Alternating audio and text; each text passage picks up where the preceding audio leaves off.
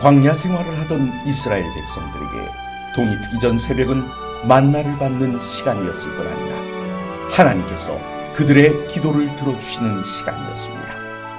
오늘 우리에게도 이 아침은 하나님을 만나는 소중한 시간입니다. 그래서 말씀을 통해 하나님의 뜻을 듣고 기도를 통해 우리의 소원을 아뢰므로 하늘과 교통하는 소중한 경험을 가지고자 합니다. 오늘은 출애굽기 2장 21절과 22절의 말씀을 통해 영혼의 양식을 얻고 기도로 하루를 시작함으로 승리를 얻고자 합니다. 모세가 그와 동거하기를 기뻐하며 그가 그의 딸 십보라를 모세에게 주었더니 그가 아들을 낳음에 모세가 그의 이름을 게르솜이라 하여 이르되 내가 타국에서 나그네가 되었음이라 하였더라. 하나님의 백성은 세상 사람들과 어떤 면에서 차이가 있습니까? 세상 사람들도 인생의 길을 나그네 길이라 부르지만 그들은 어디로 가야 하는지 분명히 알지 못해 정처 없이 떠도는 나그네들입니다. 하지만 우리는 다릅니다. 우리는 하늘아버지가 계신 곳을 향해 가고 있는 목적지가 분명한 나그네라는 것입니다. 오늘의 본문을 보면 드디어 모세도 인생길에 대한 성찰을 하고 있음을 발견하게 됩니다. 모세를 맞이해 주었던 미디안의 제사장이 자기의 딸 십보라를 주어 사위로 삼았습니다. 그런데 모세가 아들을 낳고는 그 이름을 게르솜이라 지음으로 자신의 심정을 표현한 것입니다. 게르솜이란 이름은 어떤 의미를 가졌습니까?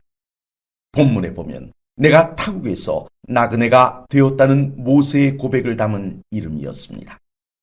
그럼 모세가 하나님 보시기에 드디어 철이 든 것일까요?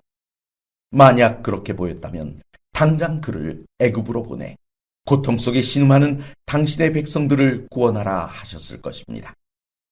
그렇다면 아직 어떤 점에서 모세는 부족함을 보였던 것일까요? 게르솜이란 이름의 의미를 자세히 살펴보십시오.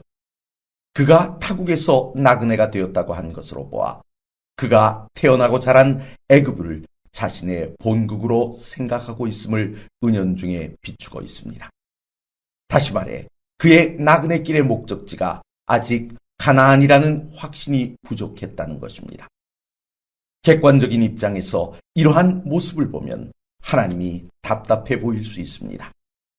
세상의 교육을 통해 지도자의 자질을 갖추고 있다면 부족한 부분은 직접 일러주시고 시키시면 될 것 같은데 이때의 일을 보면 하나님께서는 모세가 스스로 깨닫게 되기를 기다리고 계셨다는 것입니다.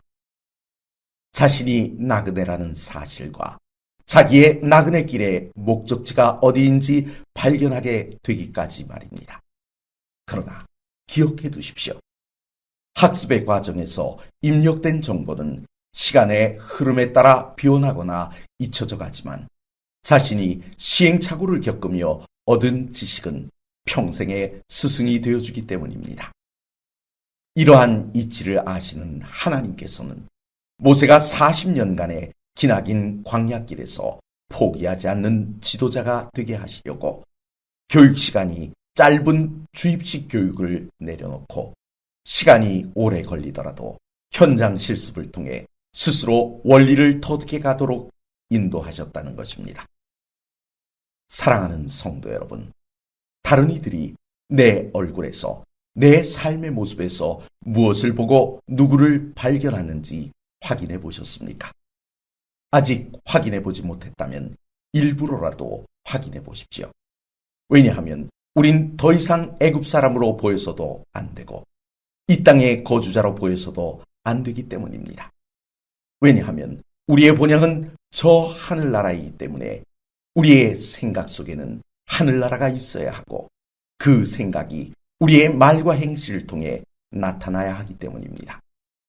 이 시간 하늘의 소망을 굳게 붙잡으심으로 흔들림 없는 믿음의 소유자로 인정받으시는 귀한 아침이 되시길 간절히 바랍니다.